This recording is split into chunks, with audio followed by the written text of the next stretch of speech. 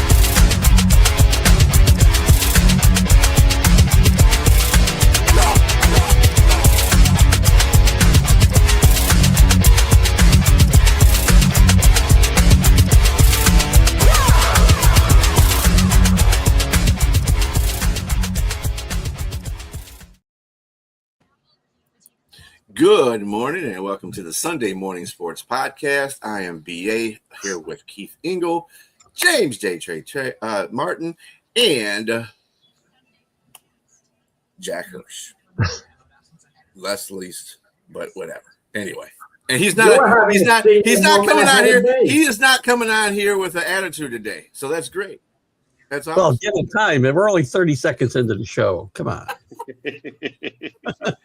It's not going to be a record like the Ronda Rousey Gina fight, right? I'm like my guy Michael Spinks. He's like in my book of plug. There you go. Yeah, I got to bring mine going forward.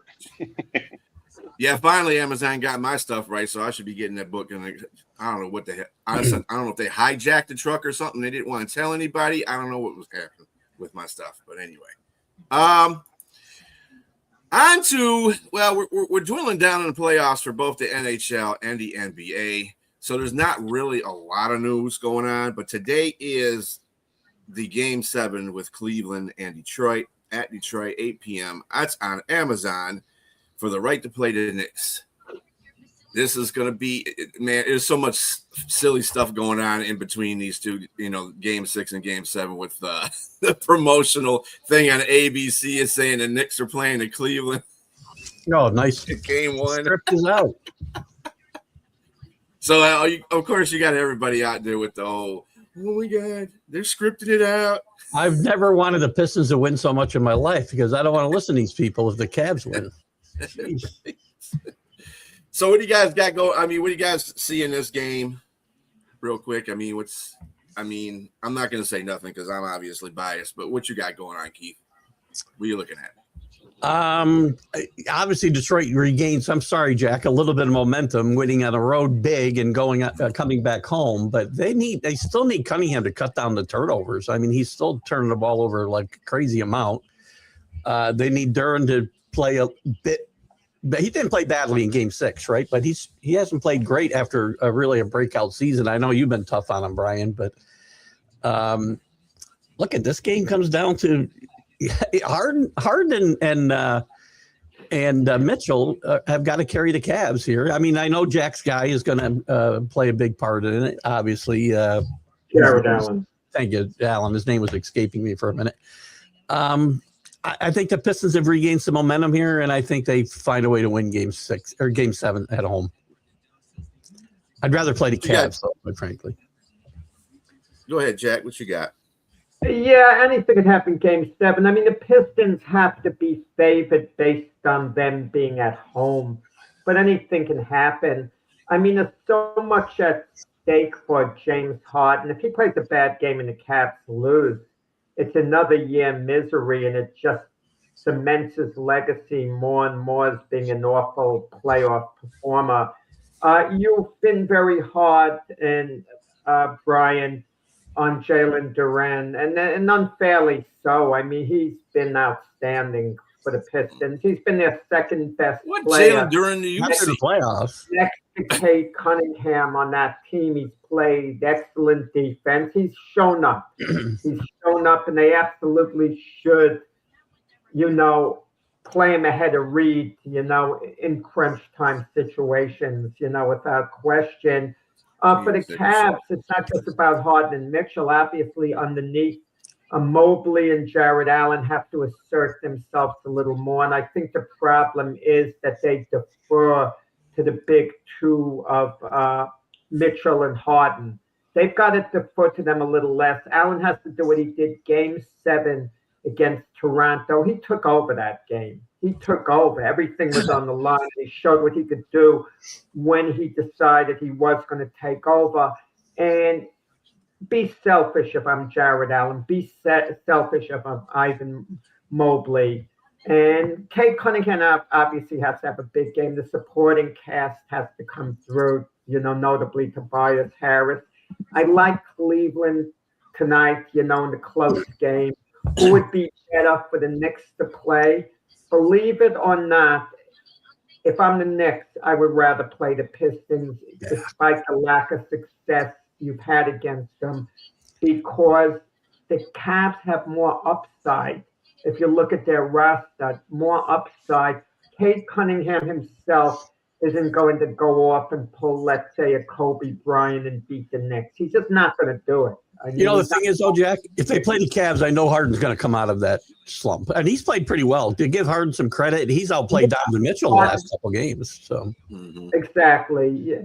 We'll see. It's irrelevant who the Knicks are going to, who'd be better for them at this point. Who's going to win tonight? I look for a close game. But if it's a blowout, then I like the Pistons. If it's going to be a double-digit type game, I can see the Pistons going off. I don't see the Cavs going out there and dominating the Pistons, but it's possible the Pistons get off to a great start this game. And then we look at the end of the first period, it's 27-12 Detroit. If they take control of the game from the beginning, they might never relinquish it, Detroit. So, Jack, this feels like a Saturday morning debate show, because you just drew me in when you mentioned Duran is playing an outstanding game. There's no way. I mean, series. He's not playing an outstanding series. You need a lot more from him for his size to be 6'10", 250 pounds, and just the optics alone, looking at him, he should be dominating the paint as a center position. And he hasn't been. He's been a bit of a disappointment. That's why Reed has been coming in a little bit more. And as far as Jared Allen and Mobley, Evan Mobley going, yeah, they should take advantage of that situation. But I mean, I will give you that he's been good defensively on them. But if Cleveland's going to win, it's going to have to go through. I'm going to agree with Keith. It's going to have to go through James Harden and Donovan Mitchell. You have to really have your guards, your playmakers on the floor doing what they're supposed to do. And for James Harden to be able to right the wrongs that he's done in Houston and in Brooklyn, in LA, the Clippers, he's got to be the man here. He's got to be the man. He's got to take over. And I just don't know if he's going to do it. I mean, his history has shown he hasn't been clutch at the end in the playoffs. And he's been, the total opposite of what we're talking about here. And in regards to the Cleveland Cavaliers being a better matchup, I agree. I think they would be more formidable to play. I agree with you, Jack, in regards to them, because I think there's more matchups there. But I still think no one's beating New York, just the way they're playing right now. I mean, in the East, no matter who wins this game. And if I got to pick, I'm going to go with the home team. I'm going to go with Detroit. I think they're going to win in a close one here. I don't think it's going to be a blowout. I just think that Cleveland's going to play their lights out. I think Detroit's going to play their lights out. There's still going to be some turnovers because I think both teams have good defense. I just think that the home team, I have to favor one. It's got to be the home team, but I would not be surprised if Cleveland won this series tonight. Just to bring Brian into the conversation and continue with Duran a little bit, they're in a tough situation too because he's a restricted free agent after the season, right? Is he the player who played the second half of the season? Because he was really good. Didn't he average, 21 and 11? He was hitting 19 points a game, and Yeah, he's not even averaging 10 points a game right now. But somebody's going to give him the Supermax, I'll bet you. And the Pistons match that? And what do? They're going to have a tough decision to make. Which player is he? I mean, the circulation going around Detroit is the fact that he's a young player and people got to be patient with him because this is only the second year. And I'm you kind of want to agree with that whole situation that he'll grow into and maturate into that role. But the problem is Detroit's had a center before with Andre Drummond, and Andre Drummond is basically the same person that, should I say Jalen Duren is the same person as Drummond is right now, as far as optics are concerned. Like Drummond was really, really great for us during the regular season, but when he got into the playoffs or, whatever, he couldn't get us anywhere. He was just, you know what I'm saying? So I'm kind of mixed on the feelings about it. Hey, Liz. The question really becomes, are you willing to pay him and wait and have that patience at the same time? Because you're going to have to pay him to keep him. Yeah. Well, he's going to be another Miles Turner type. I mean, if you want to talk about his upside, which is pretty good, but I gotta disagree with that, Jack. I gotta get because he's not. He doesn't unless he can. If he has a ceiling where he can elevate his outside game, because Miles Turner can shoot a three, he can't shoot 15 foot, can he? No, he can't shoot 15 feet out, and that's where he's limited. So he's kind of like you said, Andre Drummond. I mean, where he's only a box guy. He's only within that confines of like 10 feet outside of the rim, and so that's in today's game. Man, you're a dinosaur. I don't know if you even make it. No. So what's wrong with playing underneath and just cleaning up? Guys should do that more. You just post. But you're going to be more relegated to. He's going to be a bench player. He's a starter right now. Easier to defend. He'll be easier to defend because then what's going to take his mid-range shot or a 3-point. See, now the difference between him and B-ball Paul Reed is that Reed can hit a three. He can hit a mid-range shot besides going inside. The difference between him and Reed, however, is height advantage and how big Reed is. That's where Jalen Duren's got him. But let me put you in comparison. The last game, Jalen Duren had 27 minutes and 15 points and 11 rebounds, whereas Paul Reed had 10 from the field. Paul Reed had 16 minutes and 17 points and 6 rebounds. Now, who do you think is going to be more effective? That would be Paul Reed. And Jalen Duren, now he can dominate games. He did it the whole season. In fact, while you're mentioning the series against the Knicks, he dominated the Knicks. Cat couldn't even defend him. Cat was being, I don't know what was going on with Cat. Cat needed to assert himself more in that series, I think. But actually, he's just not a good defender. They switched. Karl Anthony Towns. Yeah. But the point is, he was that's when Duren was really good when he dominated that series. But in the NBA period, when Cunningham went out, he stepped up. So I mean, I don't know what happened to that guy. I don't know if they're playing him different, if he's got a psychological problem going on. It's got to be playoffs. You understand that type of player, you can play them differently once you get into the playoffs, and it's going to be a matchup nightmare. Let's just say you guys get all the way to the NBA championship and they face the Spurs and you got to face Victor Wembanyama. That's going to be a total obliteration of that guy. No, nobody's going to be able to take on Wembanyama anyway. It's really hard to do that because he's a human cheat code. But in saying that, I mean, for the Pistons to win this game, they have to come out with the tenacious defense they came out in Game 6 against Cleveland. And Cleveland kind of rattled off a couple of points, and Detroit said, you know what, not having that today. And they buckled down their defense, and they just took it to them for the rest of the game. And that's what they need to do. When Detroit's on top of the point of their defense, it is really, really, really, really, really hard to beat them. So they gotta do that in this game as well. They gotta stifle them. They gotta. And Harden, man. That flopping guy, that dude, man, I cannot stand anybody that flops as much as he does. He flopped so many times in that game, like that 1 3-point shot where he Cunningham went on a flyby trying to block the shot, and he and fell on the floor, which was good karma because you know what happened? His own player slipped on a sweat in the middle of the court and lost the ball, and they got a turnover from it. They should start giving out cards like soccer for floppers. There you go. Because half the league does that. It's who wants to watch that? Yeah, it's getting ridiculous. But yeah, obviously because of my bias, I want the Pistons to win in 7. But I mean, you're right. It could go either way. Depends on what team shows up tonight. Well, Um, Pistons, because we don't want the conspiracy theorists talking about, scripted. And I wonder, Kenny Atkinson with Cleveland, is he going to make any adjustments? Because it seems like, the Pistons are all over the Cavalier ball handlers as they're bringing the ball down the court. They've got to get, they've got to have better ball movement. And I don't mean once they cross half court setting up for a shot, but they've got to get the ball down the court quicker, hitting open men. They've got to play, I think, a little quicker tempo, the Cavaliers. And it's hard with James Harden to do that because Harden's very deliberate and calculating the way he brings the ball I had down to disagree with that one. I had to disagree with that. I think Kenny Atkinson has made some pretty good switches in he's made some strategic moves during the series where he hasn't, those are things that they haven't done in a regular season. So he's trying to switch some things up.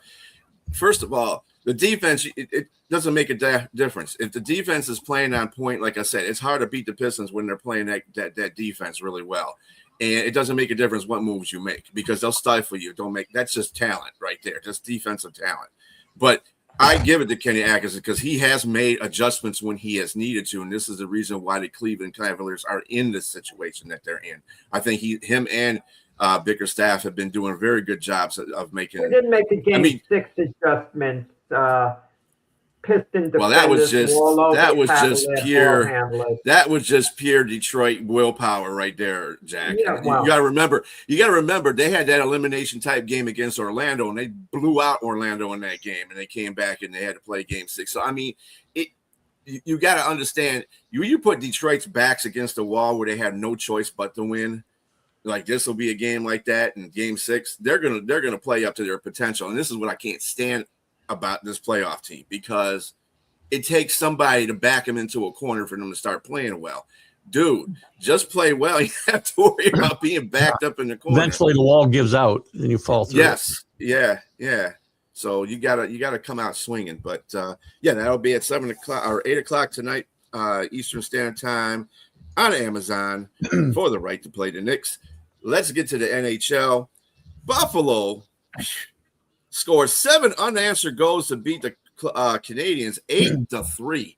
How the heck did the Canadians give up 8 goals and they're at home? And the crowd was outside cheering, thinking they were going to close the series out. And I was like, man, you guys got bamboozled. 3-1 they were ahead, right? 3-1 they were ahead. 3-1, yep. And they scored 7 unanswered goals. Same thing happened to Buffalo the game before, and they changed goalies. So, he changed back yesterday to how do you say his name? Luckin or whatever his name is. Yes, but he But yesterday, go ahead. Lion gives up 3 goals on 4 shots, and Lundy very quickly goes back to his starters. So smart move. So is there any momentum going, Jack? Is there any momentum going into the game 7 towards your prediction? Do you think the Sabres pull this out? Hockey is wild. I mean, certain sports, hockey more than the other big 3 sports is so unpredictable for one given game. I mean, not even for one given game, even best 4 out of 7, things out of whack. Like the number 1 seed in the NBA is rarely going to lose to a number 8 seed, for example. In hockey, it's virtually a 50-50 toss-up, something about the sport. It's who knows what's going to happen like one game. It was in Montreal yesterday. You'd think they're smelling blood. The Sabres are going to be down. They're going to wrap it up. So now maybe we're going to think, well, they're going back to Buffalo. It's going to favor Buffalo. And of course you want home ice, but once they drop the puck, it becomes irrelevant. Mm-hmm. They had that game. They're up 3-1 midway through the second period, I think. And they just, again, Buffalo just had a barrage. That's hard to come back from in my mind. You got to be thinking about that. You had this series in your hands to win. Mm-hmm. Yeah, wasn't it a few years ago the Boston Bruins set an NHL record for the most points in the season, and they're up 3-1 in the playoff round, and then they lose 3 in a row. It doesn't make sense. No. But, it happens. Yeah, hockey is the hockey playoffs are really hard to gauge. I mean, you do have your teams like this year. I mean, in this season, you really look at Carolina and Colorado to be dominant. And I've never seen that happen in the NHL before, where they're going to cream somebody. So I got Carolina and Colorado in the Stanley Cup Finals just because I just don't see anybody beating any one of them like that. And not in a 7-game series, it's not happening. And Carolina's just been rolling through the playoffs. You know, Colorado was doing that as first two, and then they lost that game to who was it? Minnesota. So, and I was shocked, and they got beat bad too. They got beat 5-1. I'm like, what the heck was going on in that game? But yeah, I just don't see anybody beating Colorado or Carolina. It doesn't make a difference who wins this game. I do like the fact that Buffalo has taken it to a game 7 because I like Buffalo. The fact that they've gotten the playoffs after millions of years. And Montreal is still the Canadian team that's in it. So, Yeah. Go ahead, Jack. So if you ask the people of Buffalo, you gave them a choice: 3 Stanley Cups in a row or 1 Buffalo Bills Super Bowl victory. What would they take? Super Bowl. Without a doubt. Yeah. What about 5? That means 5 cups in a don't row. be up in the ante. Don't be up in the ante, Jack. I still say the Super Bowl. I do too. Hey, we didn't. I know we left basketball. But we didn't cover. Game 1 is tomorrow for the Western Conference Finals. We didn't talk about that. Yeah. San Antonio and Everybody want to give their OKC. predictions. Yeah, that's that. I mean, honestly, that's why. Only reason I'm mentioning it because that's probably going to be the best series of the NBA playoffs. Slow down. Oh, come on, man. Come on. Knicks fans, well, I tell you.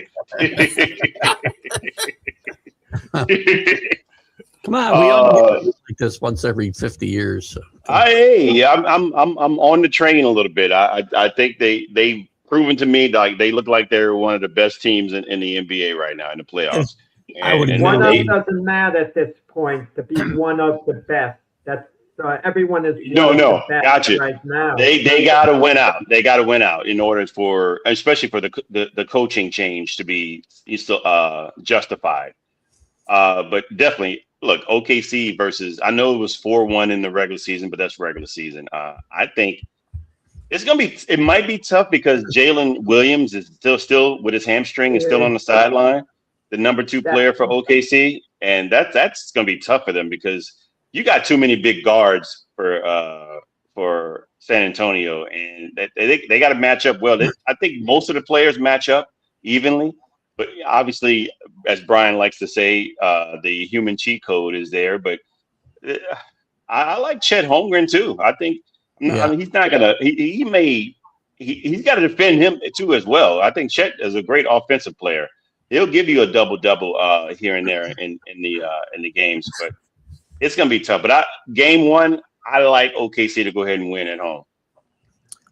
Putting my bias aside, this is the better of the 2 series. I would agree with you. That's because these are the 2 best teams left on paper.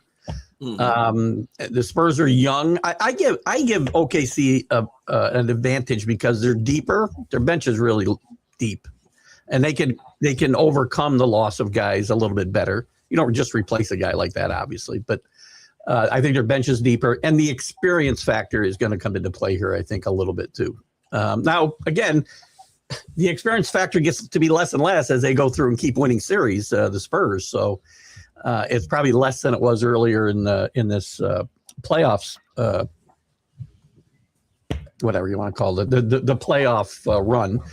But I'd like OKC, and I think this will be a 7-game series, though. I think it'll go the distance, and I think it'll be a lot of fun to watch. And I forgot to mention, Jay Mitchell has been a really decent very good replacement for Jalen Williams, for sure. I love their bench. I mean, they seem to be able to go 10 deep all the time. So other teams can't do that. Yeah, that game will be. Castle, Harper show up, which they probably will. And when Wembanyama doesn't go out with any type of injury, the Spurs are going to win, and it won't go 7 games. It's just, I mean, it's just better. You want to James dismissed the regular season. Well, now it doesn't mean anything in the playoffs. In this situation, it does. San Antonio winning 4 out of 5 in the regular season because OKC was aware San Antonio was sneaking up on them during the regular season, and they tried to send a message. They pushed, but the Spurs pushed back harder and showed a level of dominance. This 4-1 during the regular season is going to be reflective of what's going to happen in the playoffs. I feel, if anything, San Antonio has gotten a little better since they beat OKC. And OKC is the same team that struggled to win the NBA championship last year. They haven't shown their dominant team. It's a mirage because we think of them as being NBA champions. Oh, they're dominant. They got off to a good start early in the year. They were talking about setting an NBA record for wins. I mean, they traveled 7 games in the finals last year. That same team from last year is not going to match up against the San Antonio team. San Antonio is going to win. It's not going to go 7 games.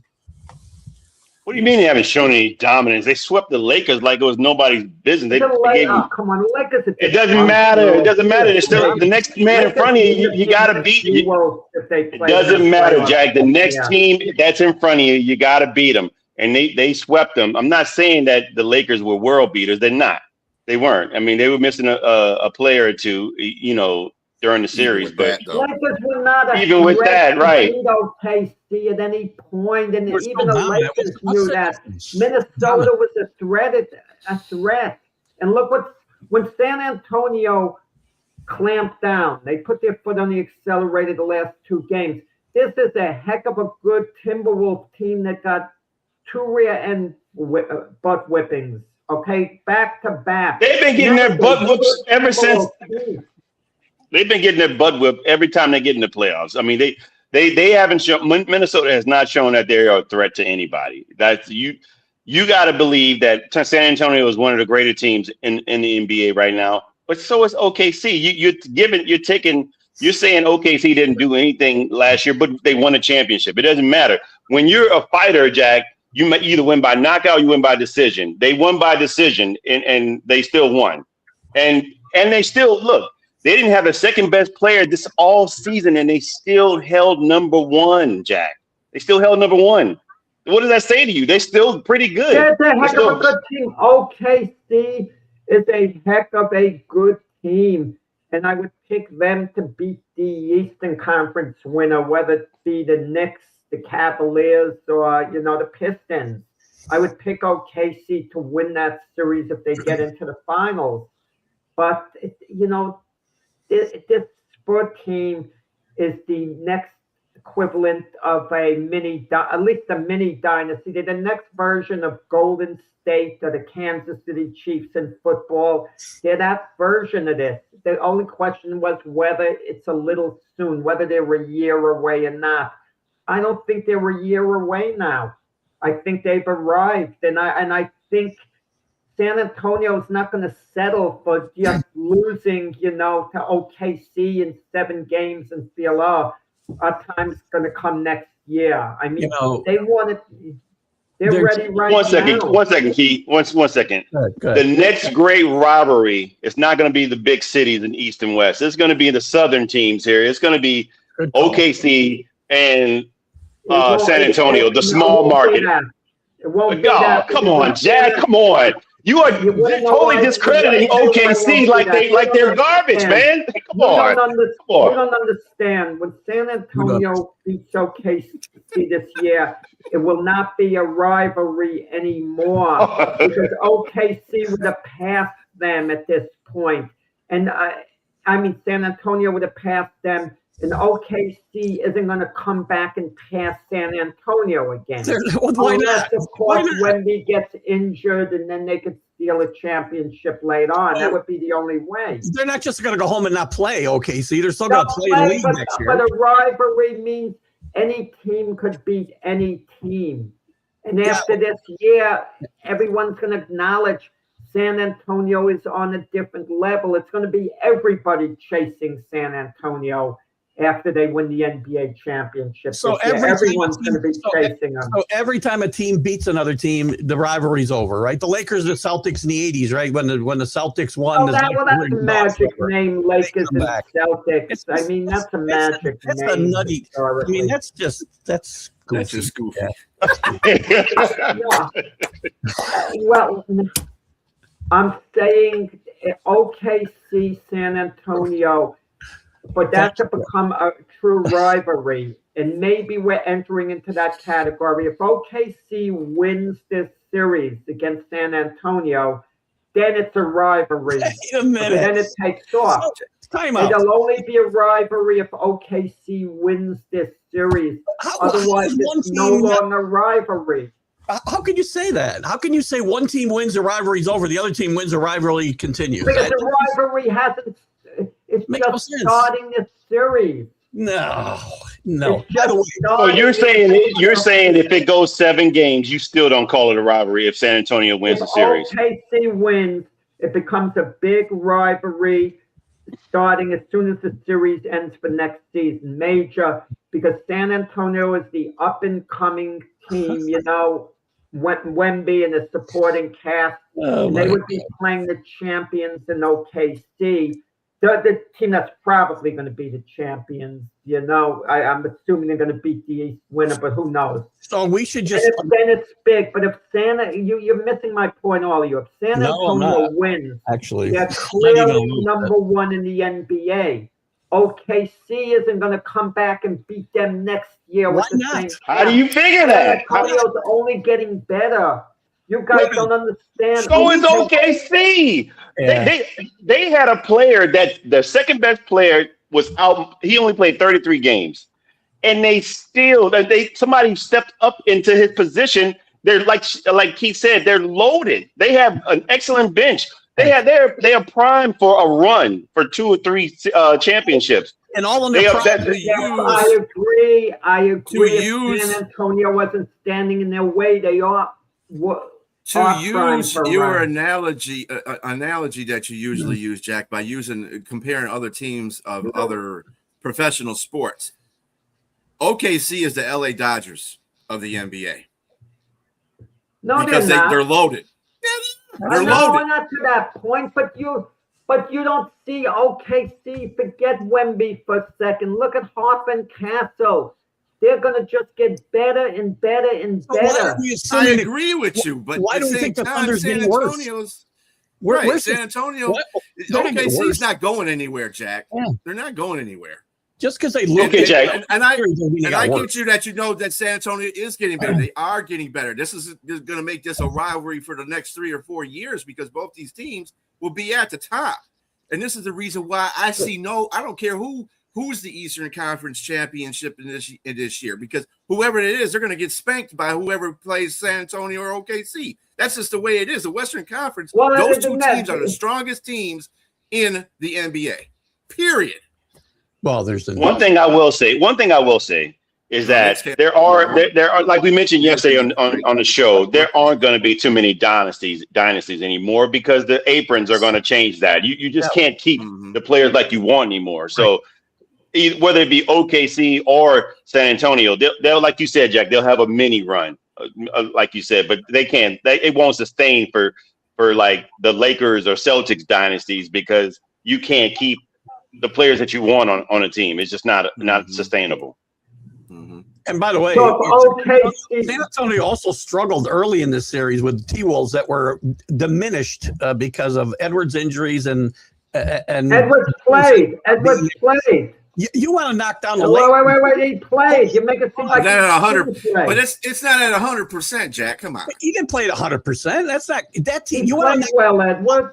You want to knock the Thunder because they're not dominant, but they dominated the Lakers. But you want to say, oh, it's only the Lakers. But no, I meant they weren't dominant when they won the championship last year. Everyone knew they were going to beat the Lakers. They were dominant in the series. You said they're not dominant. They dominated the Lakers in 4 games. I get what Keith's saying, Jack. What Keith is saying is that you gave credit to Minnesota when they didn't have a 100% player in Anthony Edwards. He was hobbled. He was on his knee, hobbled knee. He was still on the floor. He was still on the floor, right. Right. Edwards was fine. I mean, San Antonio. He wasn't fine. This team He wasn't fine. was no better than the Lakers at this point with the way Edwards is hobbled. They're no better than the Lakers were in this series. No better. And the Right. Spurs struggled early in the series. Now I understand they dominated the last 2 games. Well, so did the Knicks. So by that logic, the Knicks are the best team in the NBA, and that's not true either. So I get what Jack is saying. He's crediting the Spurs for having Victor I know where he's Wembanyama. going.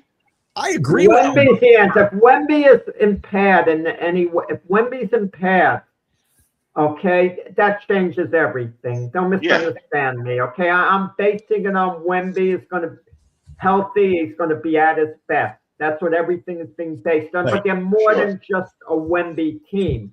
But without Wemby at his best, they can't beat OKC. Well, Look, if you want to crown him, Jack. That's all I'll tell you. No, Crown I his have ass. a question. Do you honestly think OKC We let him off the will hook. win the NBA championship this year and next year that they're going to repeat?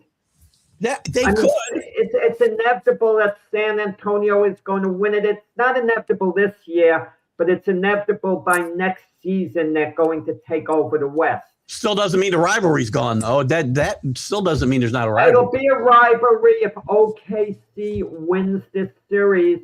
It'll be a rivalry to next. It's a rivalry this series. Let's say it starts because they are the defending champions, OKC, and San Antonio is the upstart. But I'm going to tell you this. If San Antonio wins in 4 or 5 games, the rivalry is snuffed out at the end of the series. Don't give me opening game next year in the NBA, OKC against San Antonio, and say the rivalry continues. The rivalry is then done. I mean, Oh, even 4 that- 1-point even losses that- I still have to disagree with that. Because you got to just re-up and reload because you have just like San Antonio has Wembanyama, OKC has SGA, and that you have who's likely to be the MVP of the NBA in 2 years in a row. So you got to give credit to them in that regard. But I agree with you in regards to it does diminish a little bit if they dominate. I don't think it's going to be a dominated series, but it would diminish what OKC would do going forward in regards to them being a rivalry.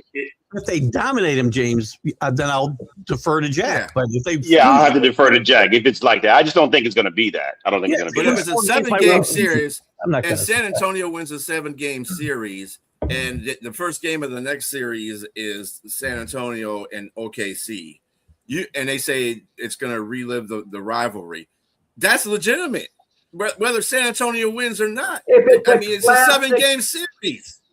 If it's a classic 7-game series where It will. San Antonio wins a squeak on the 7th game and OKC's feeling we should have won this, we let it get away, it's a thrilling series. Yeah, okay, I understand. Now that. you're walking it back. Now you're No, walking it back. I understand that. I don't see it getting to that, but the longer the series goes, Moonwalking back. the more Yeah, it there's favors OKC. I'm just saying, if this is a 4 or 5 game series, who do you guys think is going to win? If it's a short series, OKC. I think they're going to win the series. Yeah, if it's a short series, OKC. If OKC wins, it's going to be a short series. If San Antonio wins, it's going to be a longer series. It's going to be 7 I don't games. think so. But I don't think it's. I really, to tell you the truth, if it's a short series, San Antonio didn't come to play. I'm going to tell you that right now. They didn't come to play. I believe it's it's going to be a going long 7. series. It's going to go 7. I'm sorry. It's always a concern that it could be 1 year early still for San Antonio. Maybe they're a year away. I think against That's the a great Timberwolves, one, they man. showed they're ready. I was trying to think of an example of somebody who is going to definitely win at some point, and that's a great example, Danny. Dan that Marino. Miami team. Dan Marino. Now, speaking of, Basketball is so different from football. But I wait, mean, wait, Yeah, a little bit. You can't compare with a quarterback. Look, Josh Allen you're hasn't been constantly to the Super comparing other Bowl. sports to He's that. one of the all-time Come on. greats. Come on. You're always comparing other sports to whatever Name, sport we're talking about. no. Name one NBA player who didn't win a championship who's as good as an NBA player as Dan Marino was as a quarterback. None. None. I mean, don't tell me Patrick Ewing. Patrick Ewing that's the first guy I thought wasn't of, actually. in as elite Charles a Barkley. sense as great as he was. In other words, he wasn't as good as Shaq. How about Charles Barkley? The other all-time Charles great. Barkley was a Marino great player. was as Come on, good Brian. as any quarterback who ever played the game. How about Charles Barkley? That's a good one. I like Charles Barkley was Charles Barkley as good as Oscar Robertson, Magic Johnson, Larry Bird? Not Oh, quite. yes, he Now was. You're comparing Yes, he them to was. people that won. Wait a minute. You're I can comparing also to give people you. that won. I can also give you 10 quarterbacks better than Marino. So Right. you know, I mean, I can't believe you just went with Charles Barkley like that. Come on. Oh, no. No. I understand. No, Jack. I just can't believe you just went there with Charles Barkley, man. That's pretty rough, Jack. That's Charles Barkley was great. He wasn't as good as Larry Bird. he If doesn't you had have a to be choice to great. pick- Wait. If you had a choice to pick one or the other to be on your team, you mean to tell me That's you would pick not, Barkley no, over Jack. Bird? No, Jack. Don't defer to question. that. Over Don't Magic defer to that. That's Johnson. not what we're talking about. We're What's the talking question? about We're talking players about- that are good enough that can win a championship. He Oh, said no, that player is great good. He can win a players don't win. championship. He was a great player. He was a great player. I'm just saying, if I told you that Dan Marino was one of the top 5 quarterbacks of all time, I can make that argument. You might disagree. You might say, no, not quite. But no one's going to say, get out of here. But if I told you Charles Statistically, yes. Barkley was one of the top 5 NBA players of all time, Stop right there. Stop right there. Stop right there. Stop right there. Because you just compared apples to oranges. You said Marino as one of the top 5 quarterbacks. You didn't say NFL players. And you just said put Charles Barkley top 5 NBA players. No, compare apples to apples. As power forward, he would definitely be top 5 for his height. Definitely. Come on. He would definitely be top 5 for his height, for what he did. I love the asterisk for his height. Yeah, for his limitations. And Hell yeah. I mean, 6'4" and dominating like that? Power forwards are usually 6'7", 6'8". On height, I mean, But he's still, my point is, he's still top 5. He was still top 5 power forward. He was still top 5 power forward. You can't give me 6 guys better than him at that position. Power forward, I'm talking about as a player. That's But all you I'm just talking compared about. differently. No, You no, just said no. Dan Marino If as I a top told 5 quarterback. You just said top 5 quarterback. Okay, He's not. Dan but- Marino is one of Which the he's not. top 5 players of all time. Come on, that's not true. No, I wouldn't put it. I wouldn't even put him in the top 5 all time. Marino? I'm not No, saying, yeah, I'm no. not saying, Oh, No. hell no. That No. is 20. No, you can't do that. He's not. He is not top I'm 5 not saying he players all the was. time. I'm You talking saying about- you can make an argument because of how great he was and point to all his stats and everything. That's the point. You couldn't But make you an can't- argument, but you make can a only make an argument on comparison positional between- players. Listen, it's different. A basketball player is playing in all ends. He's playing. He has all the similar responsibility. Everyone, for the most part, has similar responsibility for the most part in the NBA. But football specialized. So don't tell me you know with Barkley, well, we're specializing him as a power forward and he does nothing else. Marino specialized. Every quarterback is specialized. I I don't got to care. give you the goofy aspect there, buddy. I got to give you the goofy aspect on that one. Charles Barkley, first of all, did Dan Marino ever win an MVP? Did he win an MVP? Not sure that he did. Charles Barkley on Michael Jordan's watch won an MVP. Mm-hmm. I don't think Marino won any. Yeah, Charles Barkley was a heck of a player. He's more than a heck of a player. He was an Oh, he did elite win- player. He was an He did elite win player. MVP in '84. He 84. won MVP in '84. Yeah. The 5,000, yeah. I figured the 5,000 year. Which Yeah. was the year they went to the Super Bowl, I think, wasn't it? And we thought, Yes, it was. oh, they'll be back. Don't worry, it's inevitable that they're going to win. Yeah, and also Michael Jordan's watch when Phoenix played the Bulls. Pete Marinovich. Yeah. Okay, I mean Jordan got the better of him. I think that's He right. did, but he's Michael Jordan. My point is, you had the greatest of all time beat you there. Phoenix Sun team led by Barkley. Yes, absolutely. Anyway, So a little bit better than great. I think he was an elite. He was an elite player. How the hell you Oh, go down Barkley this was road? elite. Barkley was a Jumping great jack player. flash I over mean, here. there's no taking it away from him. But I'm not putting down Charles Barkley here. Would I'm you? just A round mound of rebound. That's right. There's a reason why he's got a nickname. Anybody with a great nickname is a great player in the NBA or in any sport, to tell you the truth. Just like Mawson. Mawson has become what happens when you get the ball caught on you in your face. That's Mawson. Who did that come from? Randy Moss, one of the greatest wide receivers of all time. So there you go. Anyway, yeah. Who never won a Super Bowl, by the way. Yeah, never won a Super Bowl. yeah. Listen, it's Don Shula, who guys like Keith put in his short list of probably the greatest 3 coaches of all time. Actually, I do not. So thanks for speaking for me. But no. Okay. I mean, that people do. Shula had Marino all those years. He didn't give him a supporting cast. Marino is one of the greatest quarterbacks of all time. And one thing I will give him credit for is that he never had 1,000-yard rusher ever in his career. He never had to offset anything offensively. He never had a great running back under his watch. And so people thought he would be back. They built a team for him to throw the football too. So it's not really fair to say. I mean, they didn't have 1,000-yard rusher because Dan Marino was the quarterback as well. You can swing it both ways. Right. Fair enough. I mean, it's kind of like this in any sport. It's kind of hard to really. I mean, in basketball, it's a little bit easier because you only got 5 people on a court, so one person can dominate, like Michael Jordan or LeBron James or Magic Johnson, something like that. But like in a game that you have 22 people playing on a football field.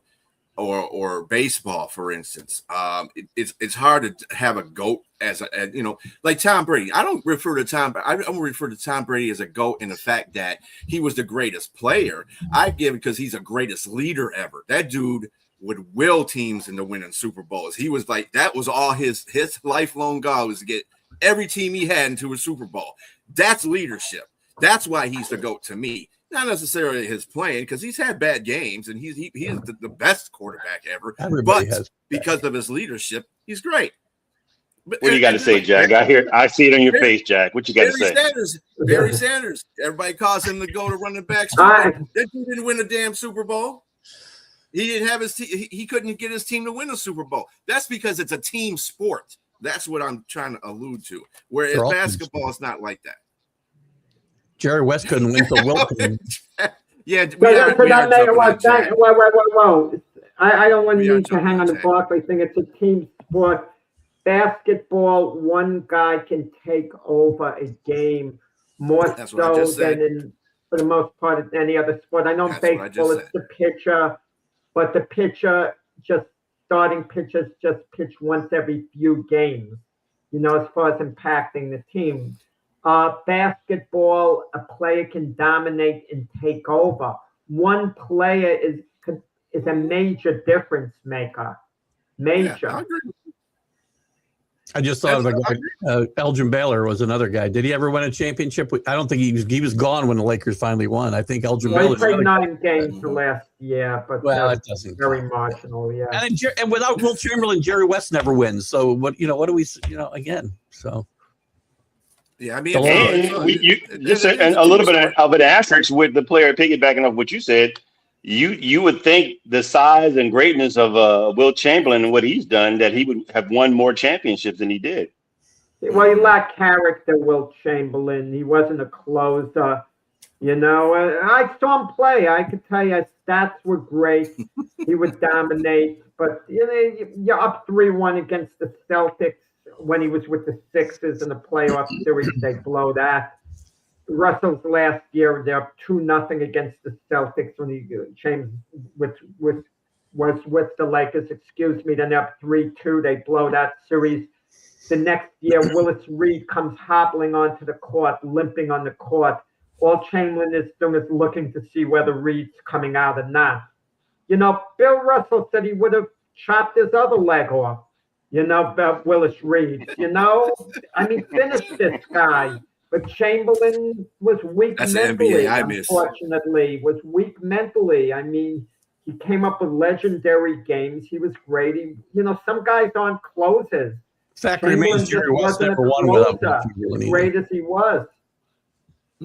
This is true, but he's the face of the NBA. So anyway, Chamberlain No, not the with face Jerry of West. the No, Jerry West. Jerry Jerry No, I West. was talking about Chamberlain. To If Keith- About to Chamberlain. Keith's point, West did whatever he could do, you know, and West was haunted. They got that documentary on him.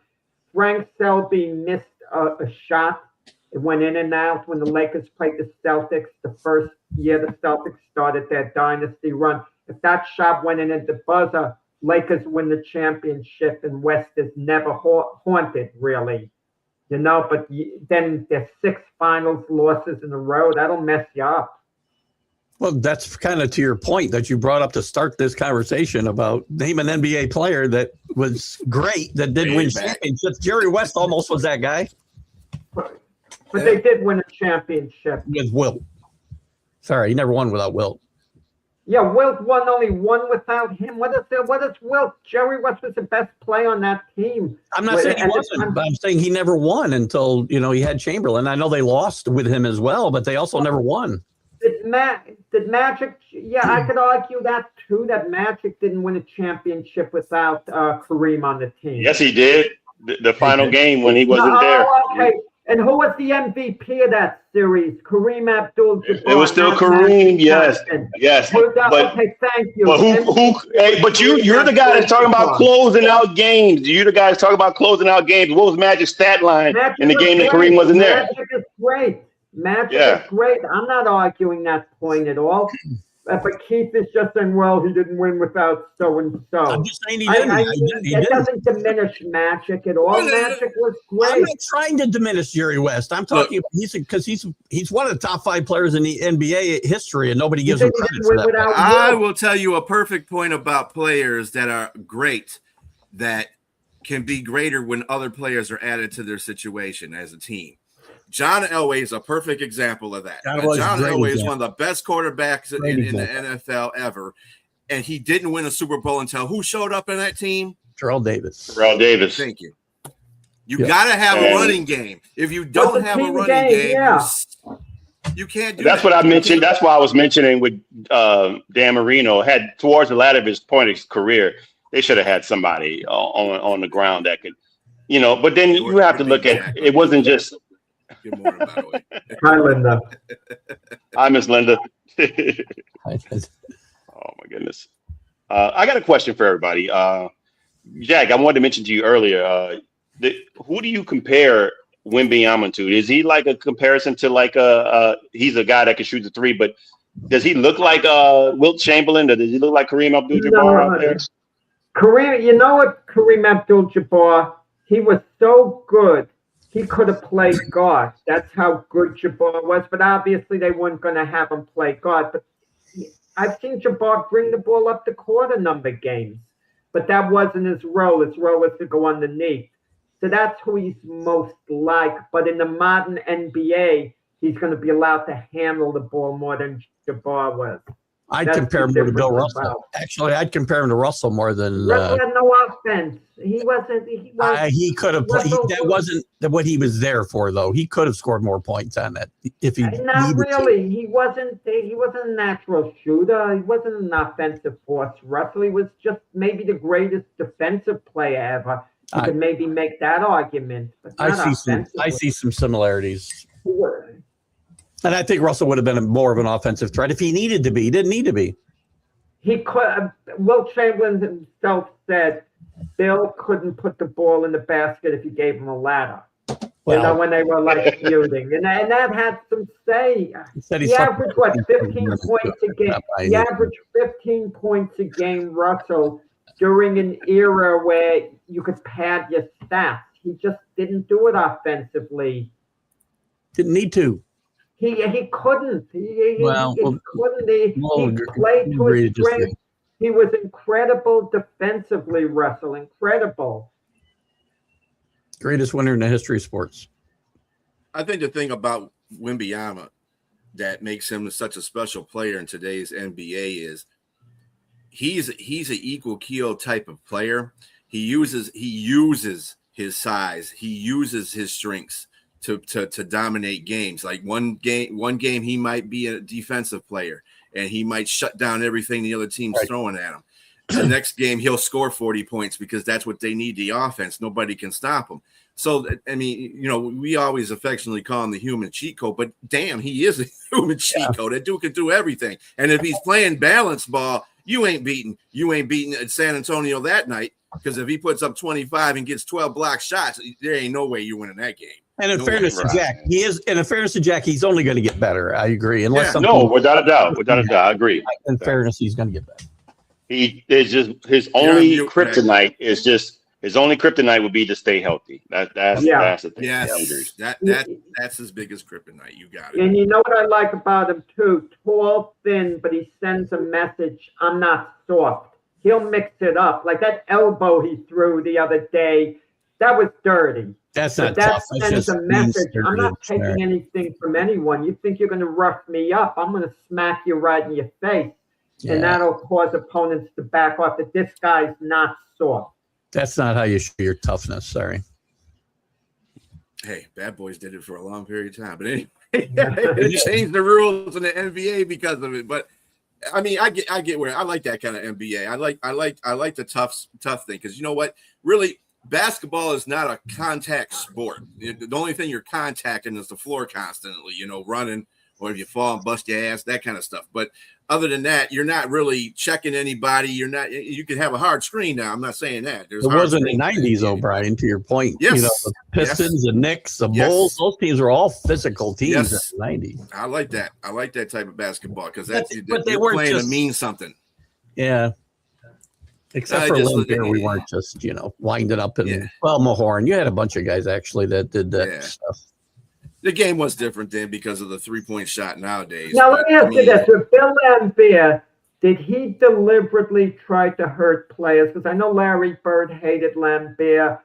The one play on the Bad Boys we hated. The others he gave respect to, like Mahorn and Isaiah. Okay, they might hit me hard, especially Mahorn, but the intent wasn't to injure.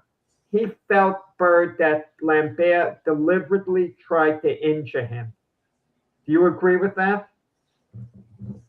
I mean, love him, hate him. Laimbeer was Laimbeer. I mean, I'm taking a fifth on this.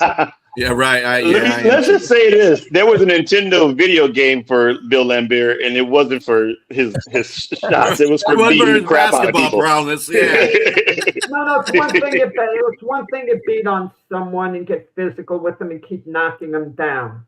I respect that. I get that. But if you really are trying to injure a guy, that's crossing a line already. Well, I mean, like the instance against the Bulls when the Pistons played him in the 90s, there was one time when Jordan ran down the lane, and I think it was Sally that clotheslined him. He clotheslined him. They got a foul for it, obviously, but he clotheslined him. That would have been a technical foul, and they would have got thrown out today. But he clotheslined him. So it depends. It depends on what Pistons were trying to do what in that. If they were all given a bad boy role into stopping players that were scoring. So, and any team, it didn't make a difference. So, yeah, he was Shock's coach. He was a great. Shock's coming back to the WNBA. He was a great coach. Yeah. Anyway, we are going to wrap up today's show, boxing match, and remember to check out Keith Ingle right after this on the Stream of Consciousness. And everybody else, have a great day. Next Sunday, 8 a.m. See you guys. Take care.